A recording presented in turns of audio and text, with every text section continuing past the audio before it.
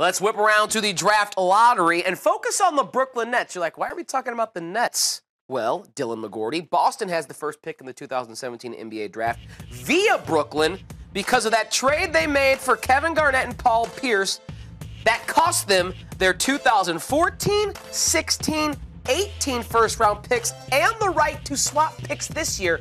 Oh, Boston had the worst record in the league. They had the most ping-pong balls in the lottery, and that's why Boston said, yeah, I think we'll roll with the swap this year with Brooklyn. And Paul Pierce took to Twitter to roast Brooklyn, saying, and look what I leave behind for the Celtics on my way out, the number one pick. Nice little roast job there on Twitter. Given how barren the situation is in Brooklyn, Dylan, can we make the case that was the worst trade in NBA history? Yeah, I mean, I definitely think you can. There's certainly been some bad one-sided trades that maybe didn't look as bad at the time, and then the way careers have played out. But this has to be one of them. I mean, this is classic. An NBA owner in Mikhail Prokhorov who didn't know a whole ton about the game, knew he was going to be in for a little bit, went all in, took on all the aging veterans of the Boston Celtics, who Danny Ainge was happy, even though he pissed off some fans by trading the nucleus of the team.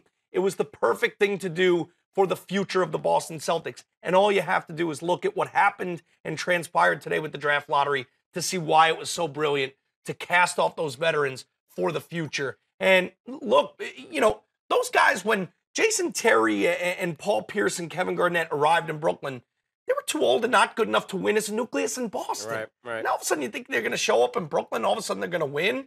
They mortgaged the future in Brooklyn, and now, for right now, as the worst team in the league for the next couple of years, it's going to be long seasons for Boston. They've just, they woke up on third base and think they hit a triple. It's really been brilliant managing, and I know a lot of people call for Danny Ainge to go get Boogie Cousins, to go make some move to get Jimmy Butler. Right now, you're on your way to start the Eastern Conference Finals against the Cavaliers. You're the one seed with home court, and you have all these picks in the number one.